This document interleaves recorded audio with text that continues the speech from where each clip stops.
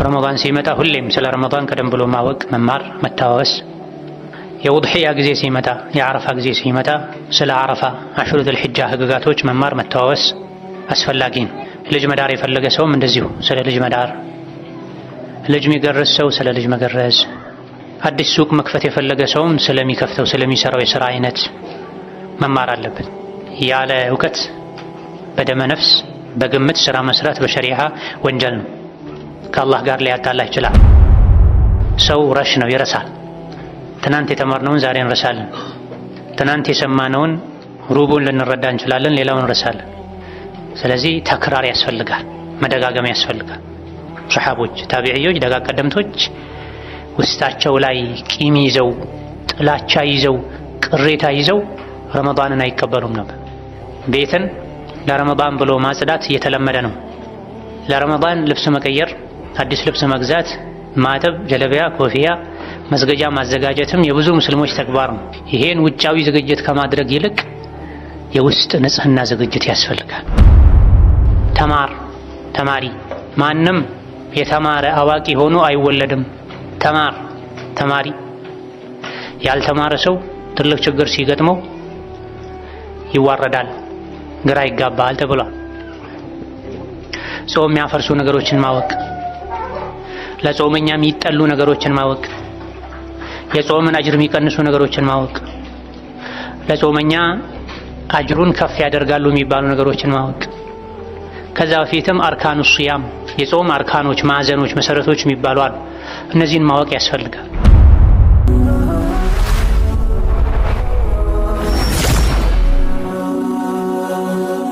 ሰብስክራይብ በማድረግ ቤተሰብ ይሁኑ። ብስሚላሂ ረሕማኒ ረሒም አልሐምዱሊላሂ ረቢል ዓለሚን ወሰለላሁ ወሰለም ወባረከ ዐላ ዐብዲሂ ወረሱሊሂ ነቢይና ሙሐመድ ወዐላ አሊሂ ወአስሓቢሂ ወታቢዒን ወመን ኢህተዳ ቢሁዳሁ ወተበዐ ሱነተሁ ኢላ የውሚዲን። አማ በዕድ፣ ርዕሳችን ረመዳንን እንዴት እንቀበለው የሚል ርዕስ ነው። ይህ በየዓመቱ የሚነሳ ርዕስ ነው። አስፈላጊም ነው፣ መሰልቸት የሌለበት። ነቢዩ ዓለይሂ ሰላቱ ወሰላም የሐጅ ጊዜ ሲመጣ ሰሓቦቻቸውን ስለ ሐጅ ያስተምሩ ነበር። ገና መዲና እያሉ ወደ መካ ሳይጓዙ የሐጅን አህካም አስተምረዋል። ከመካ እስከ መዲና በነበራቸው ጉዞም የሐጅ ስነ ስርዓቶችን እያስተማሩ ነው የተጓዙት። ረመዳን ሲመጣም እንደዚሁ ረመዳን መጣላችሁ፣ አላህ ቀኑን መጾም ግዴታ አድርጎባችኋል፣ ሌሊቱን መስገድ ሱና ተደርጎላችኋል። ረመዳን ወር ውስጥ አንዲት ሌሊት አለች።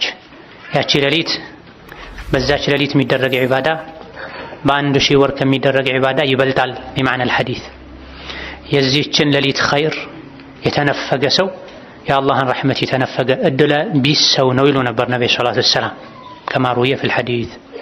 ስለዚህ ረመዳን ሲመጣ ሁሌም ስለ ረመዳን ቀደም ብሎ ማወቅ፣ መማር፣ መታወስ።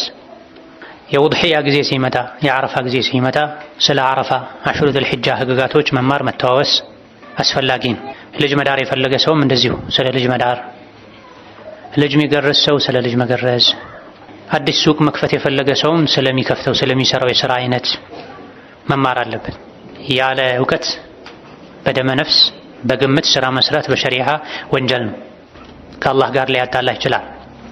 ለዚህ ነው አንዳንድ የፊቅህ ሊቃውንት የሶላት፣ የሐጅ፣ የተለያዩ ዒባዳዎችን አፈጻጸም መስፈርት፣ ቅድመ ሁኔታ ሲያብራሩ አንዱ የሚጠቅሱት ቅድመ ሁኔታ መስፈርት ምንድን ነው? አፈጻጸሙን ማወቅ ይላሉ። ማዕሪፈቱ ከይፍየቲሂ፣ ስለ ሶላትም ስለ ሐጅም ስለ ዑምራም ወዘተ ህጎች ያስቀምጣሉ፣ አደቦችን ያስቀምጣሉ። ይህ ተግባር ውስጥ ከመግባት በፊት መሟላት ያለባቸው ነገሮች ብለው 1 2 3 4 5 ያሉ ዘርዝረው አንዱ ምንድነው?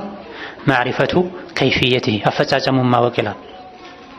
አፈጻጸሙ ሳይታወቅ የሚገባበት ዒባዳ ይበላሻል።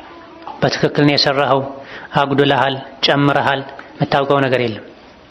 ስለዚህ በየጊዜው ረመዳን ሲመጣ ከይፈ ነስተቅቢሉ ረመዳን ጊዜ ማያልፍበት አስፈላጊ የሆነ ጉዳይ ነው። ማናውቀውን እናውቅበታለን፣ የረሳነውን እናስታውስበታለን፣ የተሳሳትነውን እናርምበታለን። ሰው ረሽ ነው፣ ይረሳል። ትናንት የተማርነውን ዛሬ እንረሳለን። ትናንት የሰማነውን ሩቡን ልንረዳ እንችላለን፣ ሌላውን እንረሳለን። ስለዚህ ተክራር ያስፈልጋል፣ መደጋገም ያስፈልጋል። እነሆ ሻዕባን እየተገባደደ ይገኛል። ስለ ሻዕባንም ነቢዩ ዓለይሂ ሰላቱ ወሰላም አስቀድመው ተናግረዋል። ሻዕባን 15ኛው ሌሊት ላይ አላህ ተባረከ ወተዓላ ባሮቹን በሙሉ ይምራል። በአላህ ያሻረከና ከወንድም ከእህቱ ጋር የተጣላ ሰው ሲቀር አሊያ ደግሞ የቢድዓ ሰው ሲቀር ተብሏል። ሙሻሂን የሚለው ከወንድሙ ከእህቱ ጋር የተጣላ ተብሎም ተፈስሯል።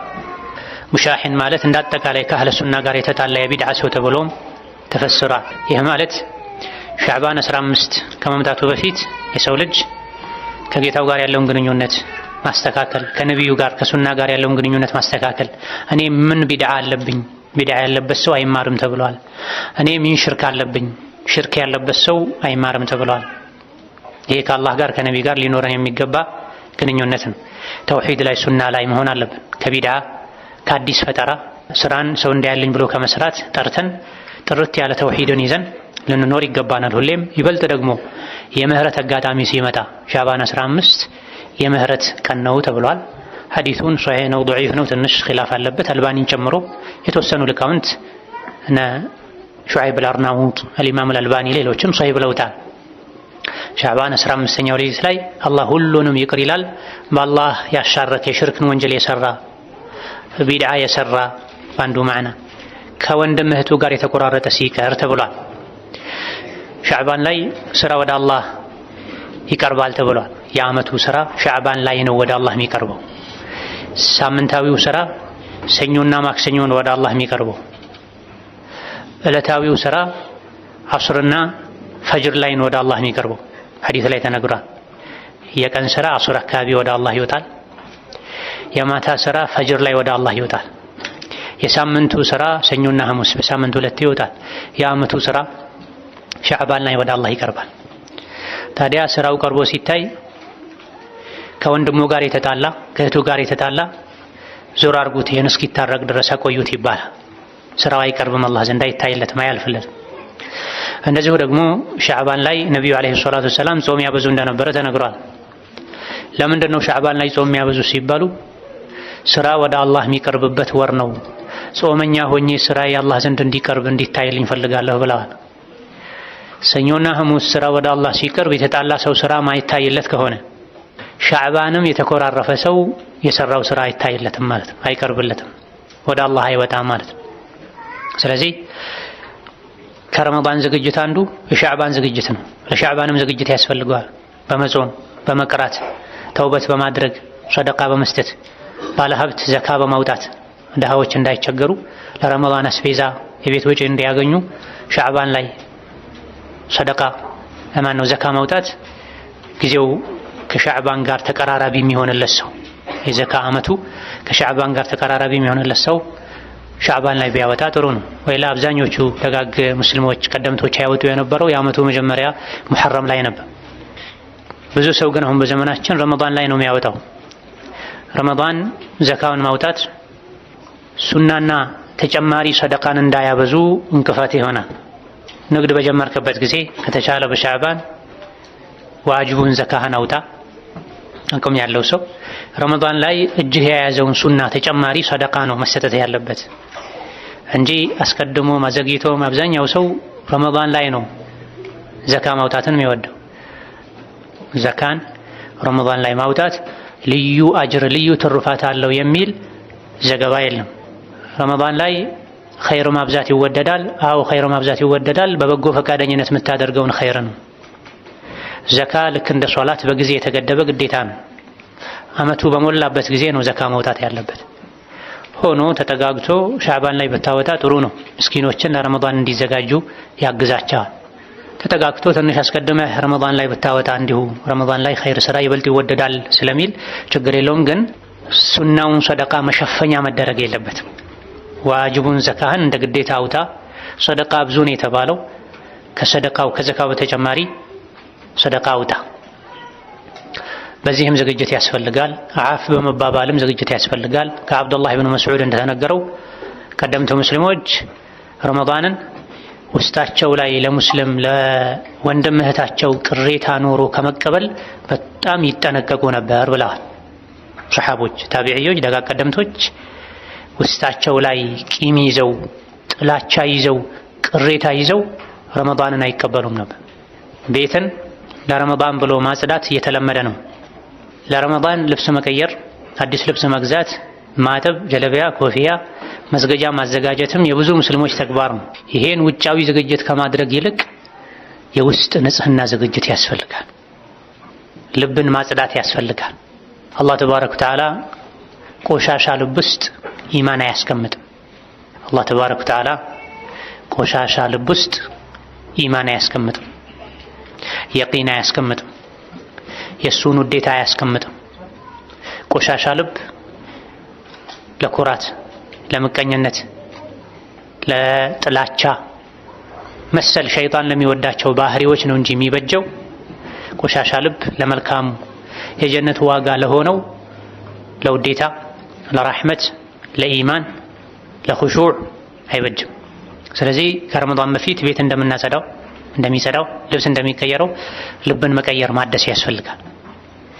የተጣሉትን ወንድም እህት መታረቅ፣ የተቆራረጡትን ዘመድ መቀጠል፣ ይሄን የእርስ በርስ ግንኙነት ደግሞ ከቤተሰብ መጀመር ያስፈልጋል። አንዳንድ የሚያሳዝን ባህሪ ያላቸው ሰዎች አሉ። ረመዳን መጥቷል ያሉ ለውጭ ሰው ቴክስት ያደርጋሉ፣ ይቅርታ አድርጉልኝ ይላሉ። ነገር ግን አጠገባቸው ያለች የበደሏት ባለቤታቸውን ይቅርታ አይጠይቁ፣ የበደሏቸው ወላጆቻቸውን ይቅርታ አይጠይቁ፣ ደሞዙን ከልክለው ያሰቃዩት ሰራተኛቸውን ይቅርታ አይጠይቁ። ከውጭ ነው የማስመሰል ህይወት። ይሄ መሆን የለበትም። ፈብዳ ቢመን ተዑል አልአቅረቡና አውላ ቢልማዕሩፍ። ሶደቃ ስትሰጥ ኃላፊነታቸው ካለብህ ሰዎች ጀምር፣ ከቤተሰብህ ጀምር፣ ከነፍስህ ጀምር፣ ከሚስትህ፣ ከልጅህ፣ ከእናትህ፣ ከአያቶች፣ ከአክስቶች እንዲህ ያልከቀጥል የሚሰጠው ሰደቃ ላይ መልካም ስነ ምግባርህም ቀድሞ ለቤተሰብህ ይድረስ። ለቤተሰብ እሾህ መሆን፣ ቀጋ መሆን፣ ድንጋይ መሆን፣ ለውጪ ሰው ደግሞ ማር፣ አልጋ፣ ሶፍት፣ ሐር መሆን ሙናፊቅነት ነው። የውጭን ሰው ላለማስቀየም መጣር፣ ካስቀየሙም ቶሎ ብሎ ይቅርታ አድርግልኝ አስከፋው አይደለ ማለት፣ ቤተሰብን ደግሞ ሁሌ ማስከፋት መግፋት አስመሳይነት ነው። ስለዚህ በርግጥ አመቱን ሙሉ ተቆራርጦ ኖሮ ረመዳን ሲመጣ ብቻ ያስቀየሙትንም ያላስቀየሙትንም የስሙኒ ቴክስት የላኩ አፈለኝ ረመዳን መጥቷል ማለት በዚህ መልኩ ቢድዓ ነው፣ መሆን የለበትም። ከሶስት ቀን በላይ ሙስሊምን ማኩረፍ የለበትም። ሆኖም ማቆየቱ ጥፋት ከመሆኑ ጋር ጥፋት ላይ ጥፋት መደረብ ስለሌለበት ቢያንስ ለረመዳን ይቅር መባባሉ ኸይር ነው። ይቅርታ የምትጠይቀው ያጠፋህበትን ያስቀየምሽውን ሰው መሆን አለበት እንጂ አም የሆነ ሪሳላ አውቄም ሳላውቅም አስከፍቼህ ሊሆን ስለሚችል አፍበለኝ ማለት ሰው ልቡ ሌላ ነገር እንዲጠረጥር ማድረግ ነው። አመቱን ሙሉ ስጋዬን ሲበላ ቆይቷል ማለት ነው። አመቱን ሙሉ ስታማኝ ቆይታለች ማለት ነው። ማለትን መጥፎ ጥርጣሬን ስለሚያመጣ በትክክል ያስቀየሙትን ሰው ይቅርታ አጥፍቻለሁ፣ በድዬሃለሁ፣ ይቅር በለኝ። የትዳር አጋሪ ሆይ፣ የልጆቼ እናት ሆይ ይቅር በለኝ፣ አስከፍቼሻለሁ፣ ሐቅ አጉድያለሁ። ባሌ ሆይ ይቅር በለኝ፣ ልጄ ሆይ ይቅር በለኝ። ልጅም ከተበደለ ይቅርታ ይጠየቃል። ልጅ ብቻ ሳይሆን ወላጁን ይቅርታ መጠየቅ ያለበት፣ ወላጅም ልጁን ይቅርታ መጠየቅ አለበት። ከተሳሳተ መስሎኝ ነበር ልጄ ይቅርታ ማለት አለበት።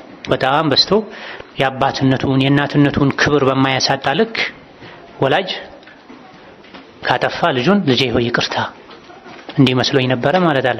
የበለጠ ይቅርታ መጠየቅ ያለበት ልጅ ነው። ብዙ ጊዜ የሚበድለውም ልጅ ነው፣ የሚያጎድለውም ልጅ ነው፣ ወሰን የሚያልፈውም ልጅ ነው። ስለዚህ አንደኛው የረመዳን ዝግጅት ልብን ንጹህ በማድረግ መቀበል፣ ውስጥን በማደስ መቀበል። ሌላውና ትልቁ የረመዳን ዝግጅት በዕልም መዘጋጀት ነው። ስለሚመጣው የረመዳን እንግዳ የዒባዳ አጋጣሚ በቂ እውቀት መቅሰምን፣ ያለ እውቀት መጓዝ አስፈሪ መንገድ ላይ ድግድግ ጨለማ ላይ ያለ ባትሪ እንደመጓዝ ነው። ማታውቀው መንገድ ላይ ጉራንጉር መንገድ ላይ ጨለማ ላይ መጓዝ ከሚያስፈራው በላይ ያለ እውቀት መጓዝ ያስፈራል፣ ሊያስፈራ ይገባል። ሰዎች በማያውቁት መንገድ ሲጓዙ ዝም ብለው በግምት አይሄዱም፣ ይፈራሉ፣ ቆመው ይጠይቃሉ። ምክንያቱም ዝግ መንገድ ገጥሟቸው መውጫ ሊያጡ ይችላሉ። ወደ አውሬ መንጋጋ፣ ወደ ጫካ፣ ወደ ገደል የሚወስድ መንገድ ሊገቡ ይችላሉ።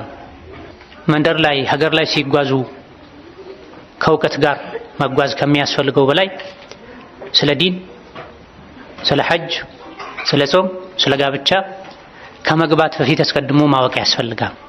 ተዓለም ወለይሰ ዩውለዱ አልመርኡ ዓሊመን ወለይሰ አኹ ዒልሚን ከመን ሁወ ጃሂሉ ወኢነ ከቢረ አልቀውሚ ላ ዒልመ ዒንደሁ ሰጊሩን ኢዘ ልተፈት ዐለይሂ አልመሓፊሉ። ተማሪ ማንም የተማረ አዋቂ ሆኖ አይወለድም። ተማሪ ያልተማረ ሰው ትልቅ ችግር ሲገጥመው ይዋረዳል፣ ግራ ይጋባል ተብሏል። ጾም የሚያፈርሱ ነገሮችን ማወቅ፣ ለጾመኛ የሚጠሉ ነገሮችን ማወቅ፣ የጾምን አጅር የሚቀንሱ ነገሮችን ማወቅ፣ ለጾመኛ አጅሩን ከፍ ያደርጋሉ የሚባሉ ነገሮችን ማወቅ። ከዛ በፊትም አርካኑ ሲያም የጾም አርካኖች፣ ማዕዘኖች፣ መሰረቶች የሚባሉ አሉ። እነዚህን ማወቅ ያስፈልጋል። ኒካህ ሲደረግ ምን ተሟልቶ ነው ኒካህ የሚደረገው? ዝሙት እንዳይሆን ህይወቴ ብሎ ሰው ተጨንቆ የኒካህ መስፈርት እንደሚያሟላው ሁሉ ከጾም በፊት የጾም ህግጋትን ማወቅ ያስፈልጋል።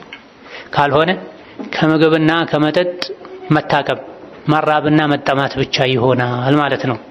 ከንቱ ልፋት። አላህ ይጠብቀን። ለዚህም ነው ነቢያችን አለይሂ ሰላቱ ወሰላም ምን ብለዋል? ስንትና ስንት የሚጾም ሰው አለ ከመጾሙ መራብና መጠማትን እንጂ ምንም የማያተርፍ። ስንትና ስንት የሚሰግድ አለ ከመስገዱ እንቅልፍ ማጣትና መድከም እንጂ ምንም አያተርፍ ብለዋል አለይሂ ሰላቱ ወሰላም። ማን ነው ጾሞም ከመራብና ከመጠማት ውጪ ምንም አያተርፈው? የጾም ህግጋትን አስቀድሞ ማያውቅ ሰው።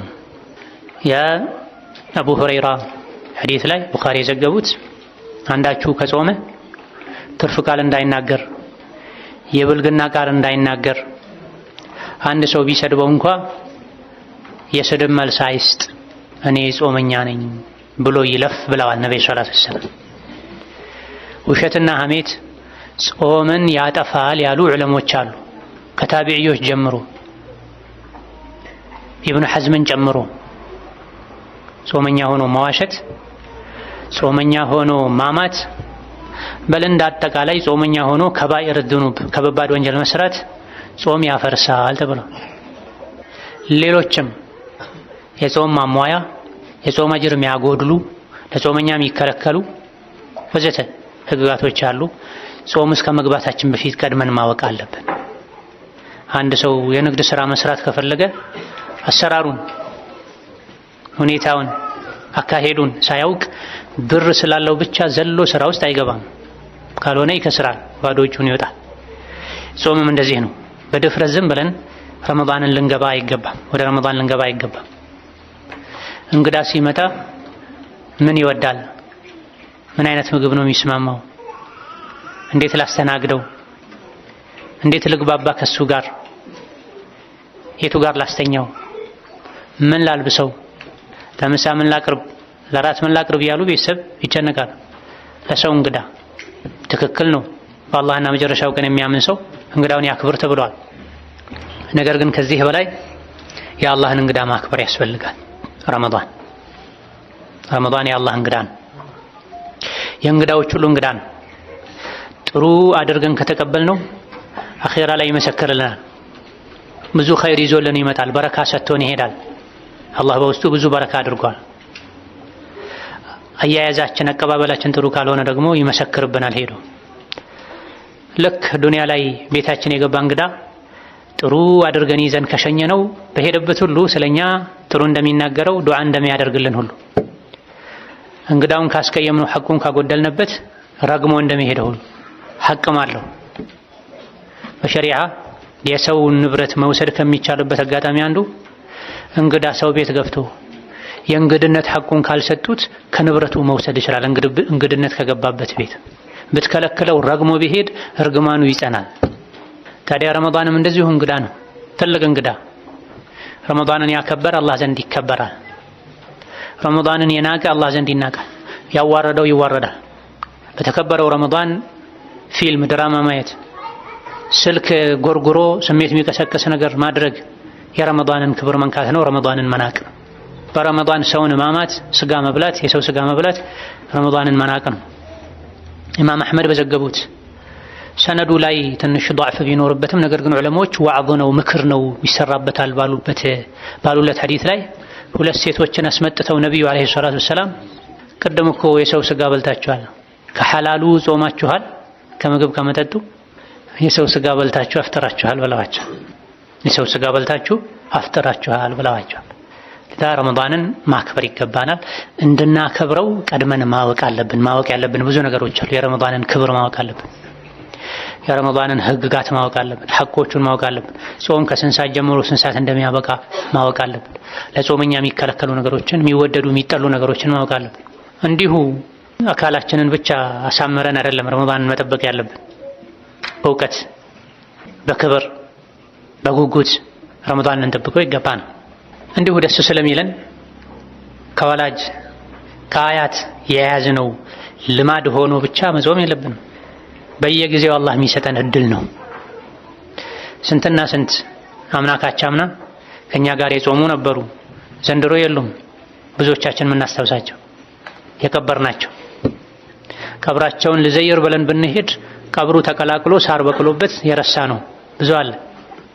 በቀሩ ቀኖችም ከኛ ወደ አኺራ መሄድ ይኖራል። ረመዳንን ጀምሮ ሳይጨርስ የሚሞት ይኖራል። ከም ኩንተ ተዕሪፉ ሚመን ሷመ ፊ ሰለፊን ሚን በይኒ አህሊን ወኢኽዋኒን ወጂራኒ አፍናሁም ልመውቱ ወስተብቃከ ባዕደሁሙ ፈማ አቅረበ ልቃሲ ምን ዳኒን። አምናካቻ አምና ካንተ ጋር የጾሙ ዘመድ ጎረቤት ብዙ ታውቃለህ። ሞት ጨርሶ ወስዷቸዋል። አንተን አስከርቶሃል። እነሱ ርቀው ቢሄዱም አንተ ከነሱ የመገናኘት እድልህ ወደ እነሱ የመሄድ እድልህ ሰፊ ነው ተብሏል። ስለዚህ እድል ነው ረመዳንን ስናገኘው ብዙ ሚሊዮኖች የታጨቁበት የተሞሉበት ሻንጣ ወርቅ ካዝና ቤታችን ከሚገባ እሱን ከምናገኝ የበለጠ ረመዳንን ማግኘት ሊያስደስተን ይገባል። ለምን ከተባለ ወይም ኩሉ ذلك لما متاع الحياة الدنيا ወርቁ ብሩ ጨርቁ የዱንያ መገልገያ ነው። ልብሱ ተለብሶ ያልቃል። ወርቁ ይሰረቃል፣ ይጠፋል፣ ይወረሳል። ምግቡ ተበልቶ ይሸናል። ወደ አኺራ ቀጥ ብሎ የሚሻገረው መልካም ስራ ነው ረመዳን ላይ ያለው። ይሄን ክብር ማወቅ በዕልም መዘጋጀት ይገባናል። እንደዚሁ ደግሞ ልብን የሚያረሰርሱ ልብን የሚያረጥቡ ምክሮችን በመስማትም ልብን ማዘጋጀት ያስፈልጋል። ልብ ይደርቃል ይሞታልም ጭምር። ታዲያ ረመዳን ላይ የበለጠ ተጠቃሚ እንድንሆን ከረመዳን ቀደም ብለን ልብን የማርጠብ ስራ የማዘጋጀት ስራ መስራት አለብን። ትርፍ ንግግር መናገሩ፣ ትርፍ እይታ ማብዛቱ፣ ቀልቡ ከደረቀ ሰው ጋር መዋሉ፣ መግዛት መሸጥ ላይ ንግድ ላይ ተሰማርቶ ማሳለፉ፣ ገበያ ላይ በብዛት የሚሰማው መሐላ ውሸቱ፣ ማጭበርበሩ፣ ቤተሰብ ጋር መጨቃጨቁ፣ እነዚህ ሁሉ ተደማምረው የሰውን ልጅ ልብ አኺራ እንዲዘነጋ ያደርጉታል። ቀልብን ያደርጉታል፣ ያሳምሙታል፣ ሊገድሉትም ጭምር ይችላሉ። ታዲያ ረመዳን ውስጥ ከመግባታችን በፊት አመቱን ሙሉ ገፍላ የተጫጫነውን የተኛውን ልባችንን መቀስቀስ ያስፈልጋል። በምን? በመልካም ምክሮች ሕያው ማድረግ ያስፈልጋል። መሬት ሳይዘራበት በፊት ደጋግሞ ከታረሰ ነው ጥሩ ምርት የሚገኘው። ዝም ተብሎ አሻዋ ላይ ድንጋይ ላይ አይዘራም። ደረቅ መሬት ላይም ዝም ተብሎ አይዘራም። የአንዳንዶቻችን ልብ ደረቅ መሬት ነው፣ አላህ ይጠብቀን። የአንዳንዶቻችን አሻዋ ነው፣ የአንዳንዶቻችን ድንጋይ ነው፣ የአንዳንዶቻችን ከድንጋይም የባሰ ሊኖር ይችላል። ይሄን ያለው ማን ነው? አላህ ነው ያለው ሱረቱል በቀራ ላይ ثم قست قلوبكم من بعد ذلك فهي كالحجارة أو أشد قسوة። ያወቃችሁ ብዙ ነገር በማጥፋታችሁ ምክንያት አኺራ የሥራ የምታገኙበት ጊዜ ይመጣል የተባላችሁ ጊዜው ረዝሞባችሁ ተዘናግታችሁ ቸላ ብላችሁ ቀልባችሁ ደረቀ። ምን አይነት አደራረግ? ከልሒጃራ ልክ እንደ ድንጋይ። በል አው አሸዱ አው የሚለው ቢማዕና በል ተብሎም ተፈስሯል። ወይም እንደ ድንጋይ ሳይሆን እንደውም ከድንጋይ በላይ ቀልባችሁ ደረቀ። እቺ አንዴ የምትታኘክ የምትጎረስ የምታክለዋ ለስላሳዋ የሰው ልጅ ልብ ከኢማን ስትርቅ አኺራን ስትረሳ ከወንጀለኛ ጋር ስትውል ከድንጋይ የበለጠ ትደርቃለች ማለት ነው። ከድንጋይ የበለጠ ትደርቃለች። ምልክትም አለው የቀልብ መድረቅ። የቀልብ መድረቅ ምልክት አለው። ምክር ሲሰሙ አለመመከር፣ የቁርአን አንቀጽ ሲሰሙ አለመገሰጽ፣ ሞትን አስታውሶ ወንጀል አለማቆም፣ ቀብር ላይ ቆሞ መሳቅ፣ መጋፋት፣ መተቃቀፍ፣ ወንጀል ላይ ወንጀል የደራረቡ መስራት፣ የወንጀል ህመም አለመሰማት ውስጥ ላይ አጠፋሁ እኮ ከአላህ ተጣላሁ እኮ ኺራዬን የሚያበላሽብኝ ስራ ሰራሁ እኮ ብሎ አለመጨነቅ፣ ለኸይር ስራ አለመጓጓት፣ እነዚህ የቀልብ መድረቅ መበላሸት ምልክቶች ናቸው። አንድ ሰው ሲያመው የሚያሳየው ምልክት አለ። ሳምባ ምልክቱ እንደዚህ ነው፣ ኩላሊት ህመም ምልክቱ እንደዚህ ነው ተብሎ ምልክቱ ታውቆ ነው ወደ ሐኪም የሚኬደው። አንድ ሰው እኔ ቀልቤ ታሟልና ቀልቤን ላክመው ላድነው ይባል ዘንድ የልብ መድረቅ መታመም ምልክት ምንድነው ነው? እዛ አካባቢ አንስተ ነበር። ወንጀል ላይ ወንጀል ይደራርባል። ወንጀል ቢሰራም ምንም አይሰማውም፣ ምንም አይመስለውም፣ አያስጨንቀውም። ጥሩ ብለሃል። አንድ ሌላ አሕሰንት። ቁርአን ሲሰማ ምንም አይመስለውም፣ አያስተነትንም፣ አይገባውም፣ ለቁርአን ቦታ አይሰጥም። እሺ አባታችን አሕሰንት። ቀብር ላይ እንኳን ሆኖ የሞተን ሰው ሊቀብር ሄዶ ሚስቅ ሰው አለ፣ ተቃቅፎ ሚሳሳም ሰው አለ፣ ስልክ የሚያወራ ሰው አለ። በዚህች አላህ በሰጠኝ አይኔ ቀብር ላይ ቆሞ ስጋራ የሚያጨስ ሰው አይቻልም። በዚህ አላህ በሰጠኝ አይኔ ሰው ሲቀበር የሚሸፈን ጨርቅ አለ አይደል? ጨርቁን የያዘ ሰው ስልክ ሲደወልለት ጥሎት ሄዶ 20 ሺህ ሲለው አይ 30 ሺህ አድርግ ሲል ሰምቻለሁ። እዛው 2 እርምጃ ተራምደው። ይሄ የቀልብ መሞት ምልክት። እነ ሐሰኑል በስሪ ሌሎችም ደጋግ ቀደምቶች ሰው ቀብረው ከመጡ ምሳ አይበሉም ነበር፣ እራት አይበሉም ነበር። እራት ቀርቦ ቤተሰብ ሲጠብቃቸው ብሉ፣ እኔ ዛሬ ያየሁት ክስተት አለ ለሱ እዘጋጃለሁ ይሉ ነበር። ደጋግ ቀደምቶች ዘንድ ለቅሶ ቤት የሄደ ሰው የሟች ቤተሰብ ማን እንደሆነ አያውቅም ነበር። ይሁን ማጽናናት ፈልጎ አላህ ሰብር ይስጣችሁ ብሎ ፈልጎ የሟች ቤተሰብን ለቅሶ ሊደርስ ከመጣ ሰው መለየት አይችልም ነበር። ሁሉ ማዝኖ ለነፍሱ እያለቀሰ ማለት ነው። አብዱላህ ብን መስዑድ ቀብር ላይ ሚስቅን ሰው አይተው ወላሂ ሁለተኛ አላናግርህም ቀብር ላይ ትስቃለህ እንደ ይሉ ነበር። ዛሬ ከቀልብ መድረቅ ብዛት የመጣ ለቅሶ ቤትና ሰርግ ቤትን መለየት እየከበደ ነው። فالله المستعان. نعم ሌላ ማን ነበር እጅ ያነሳው? نعم احسنت. ለኸይር አይነሳሳም፣ ለመልካም ስራ አይነሳሳም፣ ለኸይር ፍላጎት አይኖረውም። نعم ምክር ሲሰጠው አይቀበልም፣ አያደምጥም፣ ወደ ልቡ አይገባም፣ ሌላ ዓለም ነው የሚኖረው። እዘን እነዚህና ሌሎችም የቀልብ መድረቅ ምልክቶች አሉ። እነዚህ ምልክቶች ከታዩብን አንዱ ከታየብን ሌሎችም ምልክቶች አሉ። ለጊዜው የጠቀስነው ነው እንጂ ከረመዳን በፊት አስቀድመን ይሄን ቆሻሻ ከልባችን ማስወገድ ይኖርብናል። ሐሳብ ከሚሰርቁ ነገሮች ደግሞ ነፃ መሆን አለብን። ሌላኛው የረመዳን ዝግጅት ይሄ ነው። የዓመት እረፍት የሚባል ነገር አለ ስራ ዓለም ላይ። ማንኛውም ተቀጥሮ የሚሰራ ሰው፣ ድርጅት ላይ የሚሰራ ሰው፣ የመንግስትም የግል ድርጅት ላይ የዓመት እረፍት ይባላል። ሰራተኛ የሆነ ሰው ለረመዳን ቢችል የዓመት እረፍቱን ቢወስድ፣ የግሉን ስራ የሚሰራ ሰውም ረመዳንን ወሩን ሙሉ እንኳን ማረፍ ባይችል ሰዓቱን ቢቀናንስ፣ ስራ ምገባው በዚህ ሰዓት ነው፣ በዚህ ሰዓት ደግሞ ወጣለሁ፣ ለረመዳን ግማሽ ቀን ከሰራው ይበቃኛል፣ እስከ አስር ቢበዛ ሰራለሁ፣ አስር መስጂድ ሰግጄ ቶሎ ወደ ቤቴ ገብቼ ቤት ውስጥ ቁርአን ቀራለሁ፣ ቤቴ ጎረቤት ያለው መስጂድ ላይ ቁርአን ቀራለሁ፣ ቶሎ አፍጥሬ ከመግሪብ እስከ ኢሻ ይሄን ያክል ቀራለሁ፣ ከኢሻ በኋላ ከተራዊህ በኋላ በጊዜ ተኝቼ ከስሁር በፊት ተነስቼ ይሄን ያክል ቀራለሁ፣ ሰግዳለሁ መባል ፕሮግራም ማውጣት ያስፈልጋል። ይሄ ረመዳንን የማክበር አንዱ ምልክት ነው። ረመዳንን እንደሌላ ጊዜ በተለይ ዘመን ወለድ በሆነው ሶሻል ሚዲያ ስልክ መጎርጎር ማሳለፍ ሒርማን ነው፣ አለመታደል ነው፣ የእድለ ቢስነት ምልክት ነው። አላህ ይጠብቀን። ረመዳንም ስልክ ላይ፣ ሻዕባንም ስልክ ላይ፣ ሸዋልም ስልክ ላይ፣ መስከረምም ስልክ ላይ፣ የካቲትም ስልክ ላይ። የስልክ ባሪያ ነህ እንዴ አብደላህ? የስልክ ባሪያ ነሽ እንዴ አመተላህ? ከኛ ጋር እኮ ቀብር አይገባም ስልክ። ስራጥን እኮ ደግፎ አያሻግረንም ስልክ። በዙሪያችን ላሉ ሰዎች ባለ ሚስቱ፣ ሚስት ለባሏ፣ ወላጅ ለልጆቹ ጊዜ የለውም። ነገር ግን ቻይና ላይ፣ ታይዋን ላይ፣ ዱባይ ላይ፣ ጀርመን ላይ፣ ግብጽ ላይ፣ ሞሮኮ ላይ ያለ ስራ ፈት ሰው ዝም ብሎ ለሚያጎርፈው ትርካምርኪ ከፍቶ ለማየት ለመሳቅ አስተያየት ለመስጠት ጊዜ አለ። ከእጃችን ስልክ ማይጠፋውን ያክል ቁርአን ከእጃችን ባይጠፋ ኖሮ መላኢካ የመጣ ሰላም የለንም። ህይወታችን የበረካ የሰላም የደስታ ህይወት ይሆንም። አብዛኛው ሰው በዘመናችን ደስታ አርቆታል፣ ሰላም አጥቷል። ሁከት ነው፣ ጭንቀት ነው፣ ረብሻ ነው፣ ጭቅጭቅ ነው፣ ድብርት ነው። ራሱን የሚያጠፋ ሰው የበዛ ነው። ራሴን ላጠፋ ነው እያለ በመኖርና በመሞት መሃል ያለ ሰው ብዙ አለ። አንዱ ሰበቡ ምንድን ነው? ወመን አዕረض ዐን ዚክሪ ፈኢነ ለሁ መዒሸተን ضንካ። አዕረض ዐን ዚክሪ ማለት ቁርአንን ቸላ ያለ ማለት ነው። አዕረض ዐን ዚክሪ ማለት ሐላል ሐራምን ቸላ ያለ ማለት ነው።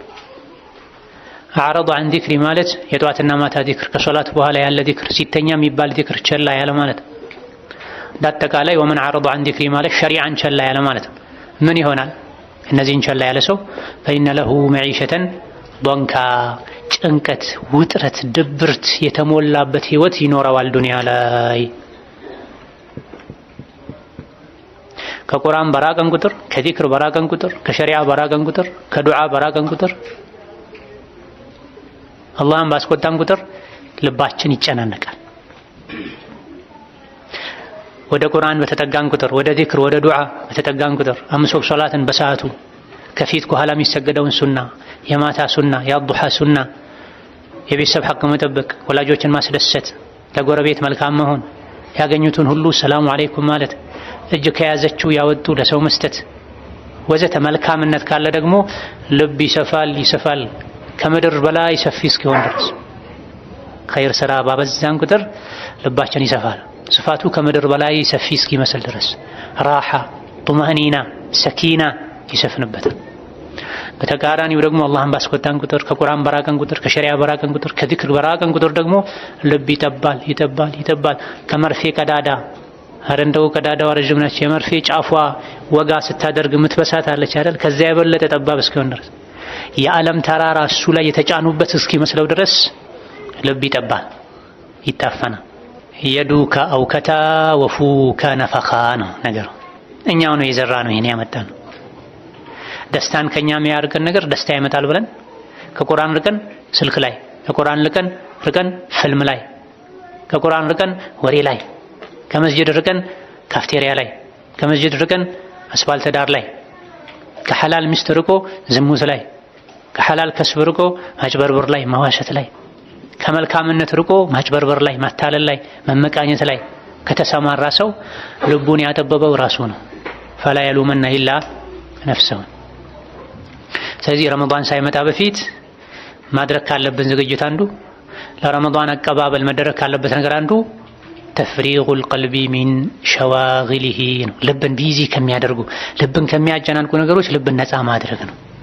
ረመዳን ላይ ስልክ መቀነስ፣ ረመዳን ላይ ከሰው ጋር ያለን ግንኙነት መቀነስ። ኢማም ሻፊዒ፣ ኢማም አልቡኻሪ፣ ኢማም አቡ ሐኒፋ ሌሎችም ረመዳን ላይ 60 ጊዜ ቁርአን ያختሙ ነበር። ረመዳን ላይ 60 ጊዜ በቀን ስንቴ ማለት ነው? ሁለቴ። ኢማም ሻፊዒ፣ አቡ ሐኒፋ፣ ኢማም አልቡኻሪ ወገይሩሁም الكثير የኢማሙ ማሊክ ልጅ ስትጠየቅ ኢማሙ ማሊክ ቤት ምን ይሰሩ ነበር ስትባል إذا دخل إلى البيت فتح المصحف ولم يكن له شغل غيره። ኢማም ማሊክ ቤት ገቡ ቁርአን ገልጦ መቀመጥ ነው፣ ሌላ ስራ አልነበራቸው። ሐዲሱን ፊቅሁን ማስተማር ሁሉ ያቆሙ ነበር ደጋ ቀደምቶች ረመዳን ሲመጣ። ለምን? ወትሉል ኪታበ ወሰቢሕ ፊህ ሙጅተሂዳ ፈኢነሁ ሸህሩ ተስቢሕን ወቁርአኒ። ምክንያቱም ረመዳን የዚክር የዱዓ የቁርአን ወር ነው፣ የሰደቃ ወር ነው።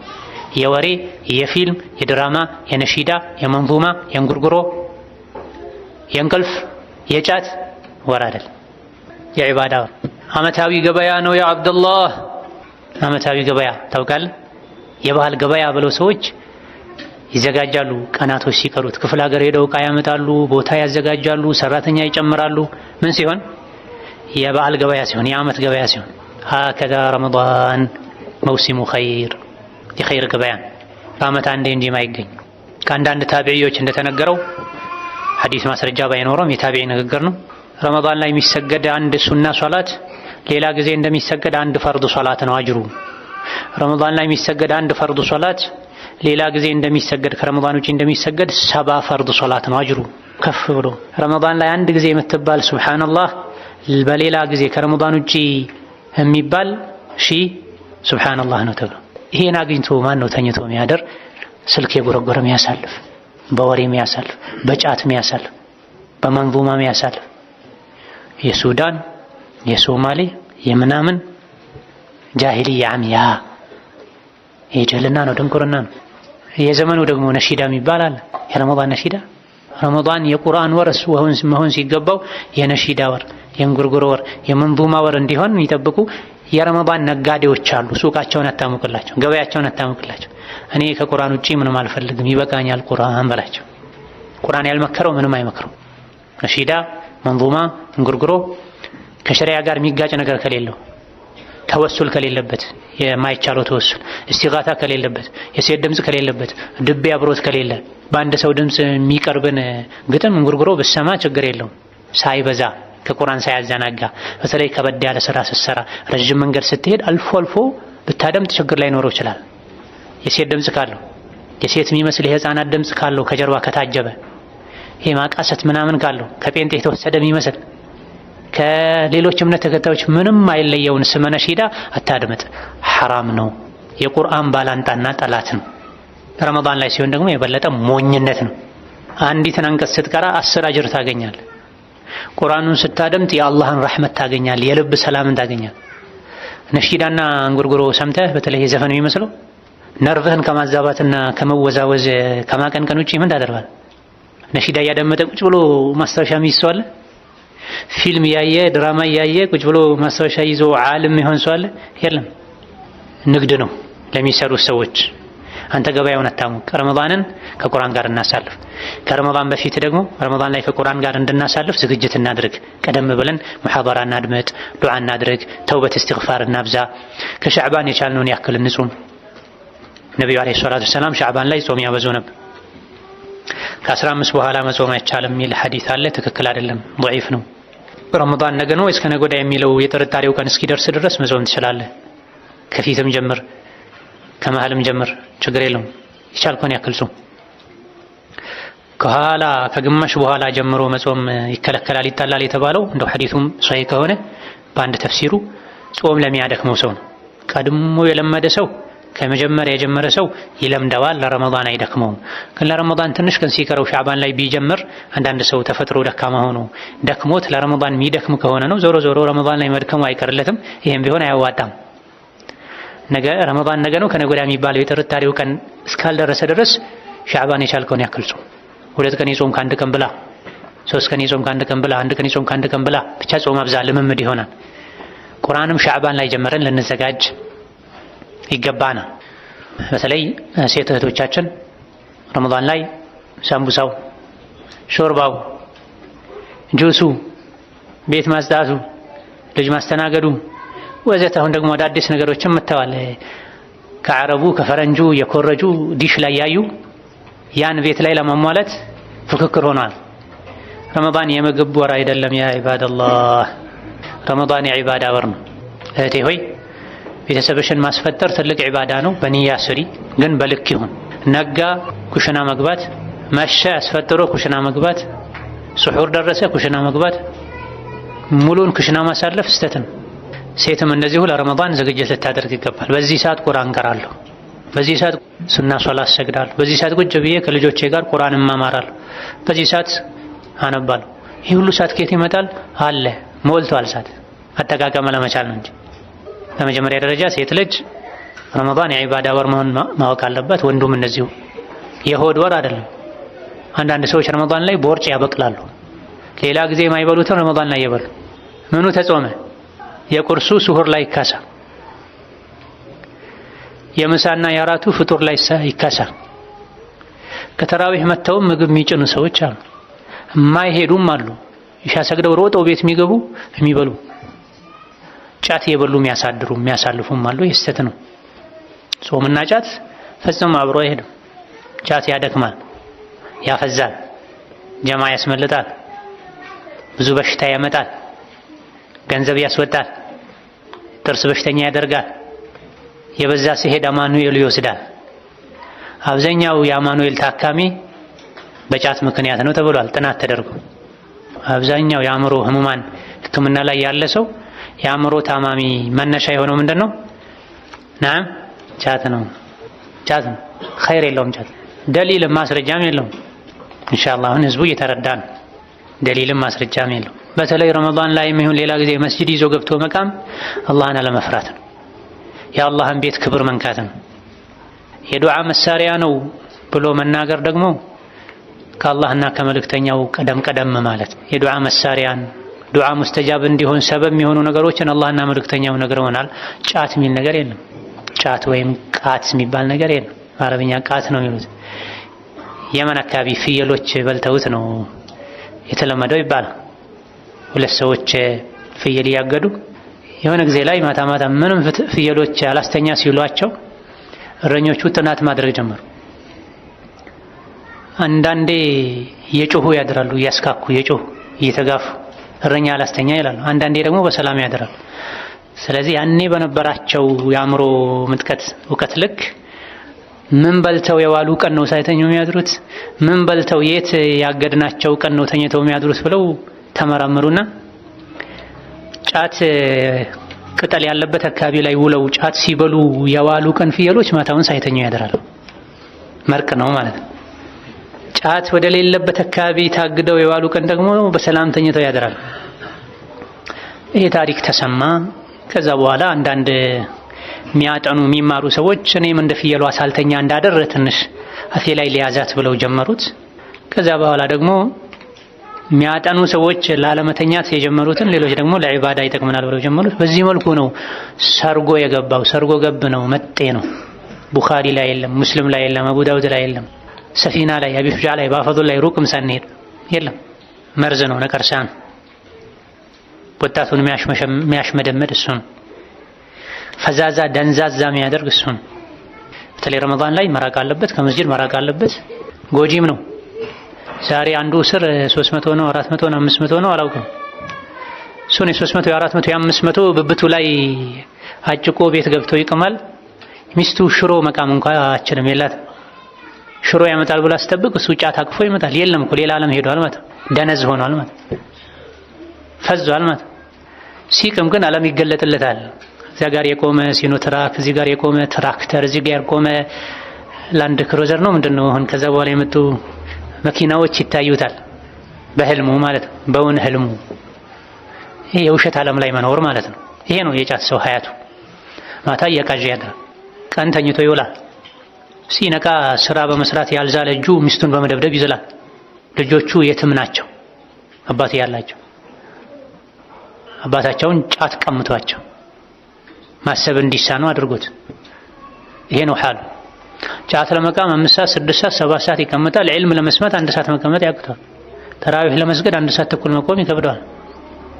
ከሰገደም እና አዕጠይናከ አልከውተር ፈሰሊ ሊረቢከ ወንሐር ኢነ ሻኒአከ ሁወል አብተር ወላሁ አክበር ሰሚዐ አላሁ ሊመን ሐሚደሁ አላሁ አክበር ወሰላሙ ዐለይኩም ወረሕመቱላህ። ወደ ቤት ጫትና ዕጣን። ይሄ ነው ሶላት። ነቢዩ ዓለይሂ ሰላቱ ወሰላም እግራቸው እስኪያብጥ ነበር የሚቆሙት። አብዱላህ ብን መስዑድ፣ ሁዘይፈት ብኑ ልየማን የተለያዩ ሰሓቦች ከነቢ ጋር የሌሊት ሶላት ሰግደው ነበር። ምን አሉ? ሱረቱል በቀራን ጀመሩ ነቢዩ ዓለይሂ ሰላቱ ወሰላም። ከሱረቱል በቀራ 100 አንቀጽ ቀርተው ሩኩዕ ይወርዳሉ አልኩኝ፣ አለፉት። ጨርሰውት ሩኩዕ ይወርዳሉ አልኩኝ፣ አለፉት። ማኢዳን ቀሩ፣ ኒሳን ቀሩ።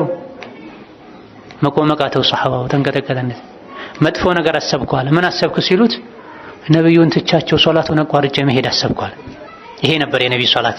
እውነት የነብዩ ወዳጆች ከሆነ አንዴ ብቻ በቆሙበት ሩኩዕ ሳይወርዱ ሱረቱል በቀራን፣ ሱረቱ አሊ ዕምራንን፣ ሱረቱል ኒሳን፣ ሱረቱል ማኢዳን 5 ጁዝ ነው። ይሄን ብትቆጥረው 5 ጁዝ አካባቢ። አንዴ ቆመው 5 ጁዝ ነበር ቀርተው ሩኩዕ የሚወርዱት። ሩኩዕሳ አላሁ አክበር ሰሚዐ አላሁ ሊመን ሐሚደሁ ካን ነበር። ሩኩዕ ወርደው ራሱ ከሩኩዕ በፊት ቆመው 5ቱን ሱራ የቀሩበት የቻሉበትን ያክል ጊዜ ሩኩዕ ላይ ያሳልፉ ነበር።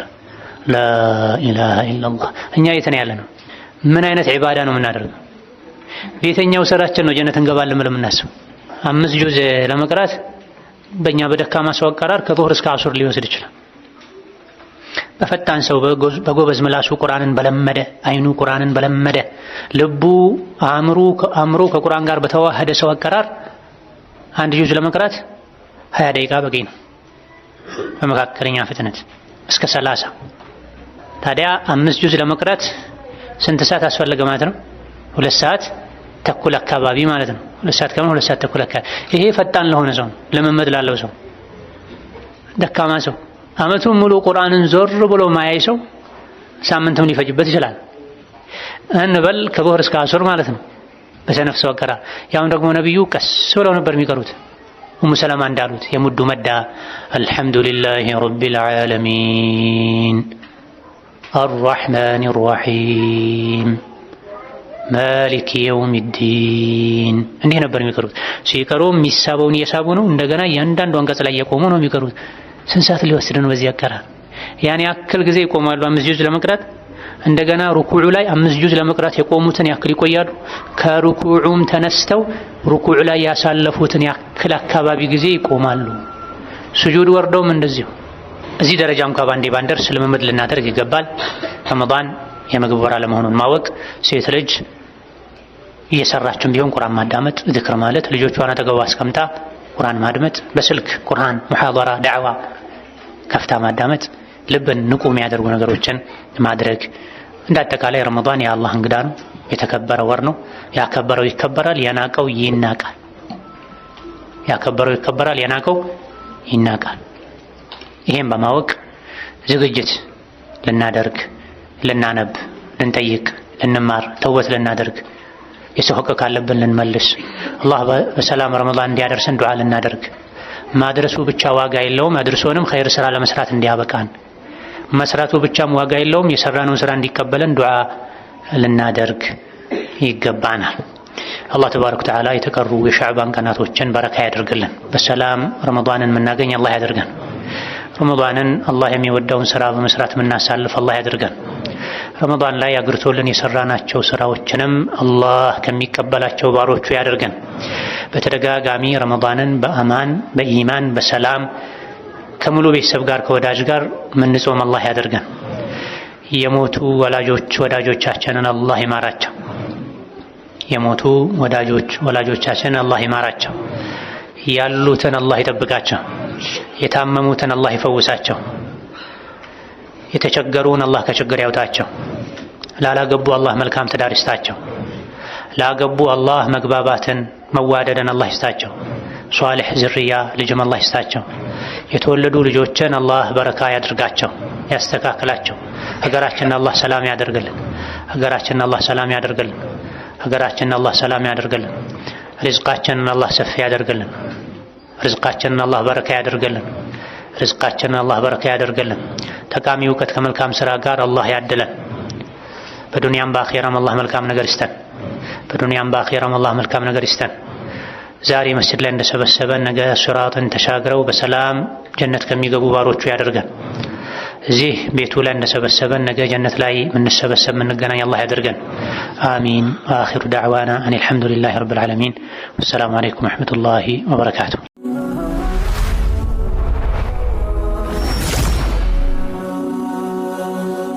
ሰብስክራይብ በማድረግ ቤተሰብ ይሁኑ።